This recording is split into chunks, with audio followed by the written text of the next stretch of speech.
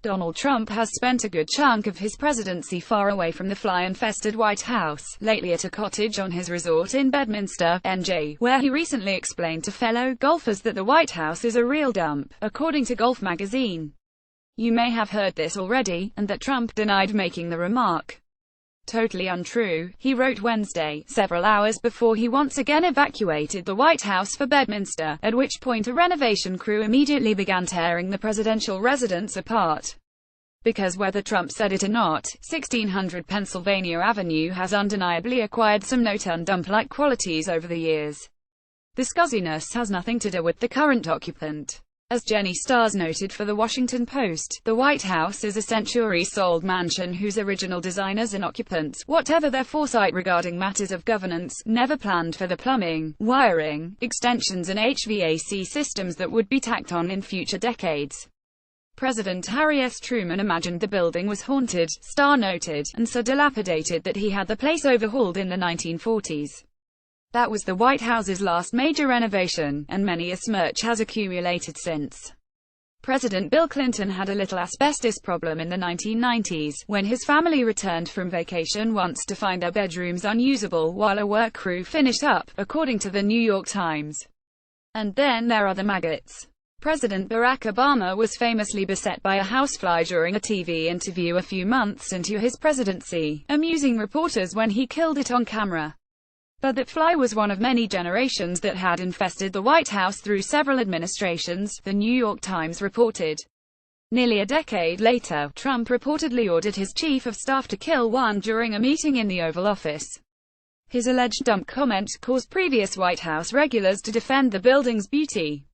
Obama's White House photographer wrote that it was a shameful thing to say, or even think, and Clinton's daughter pointedly thanked all the ushers, butlers, maids, chefs, florists, gardeners, plumbers, engineers and curators who keep the place up.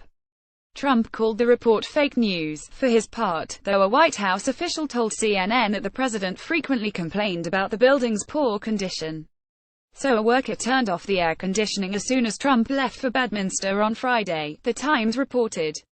White House officials packed up and moved to a building next door. The Resolute desk was hauled off by movers, and a crew will work to overhaul the place before the president returns in 2.5 weeks.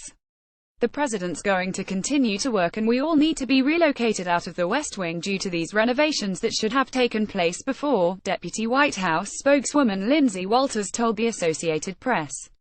She was right. According to the Times, the White House's heating and air conditioning systems were nearly 3 decades old, and supposed to have been replaced during Obama's second term.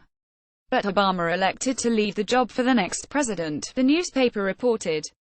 It's dire, Walters told the Times, adding that the system was effectively 81 years old in HVAC years.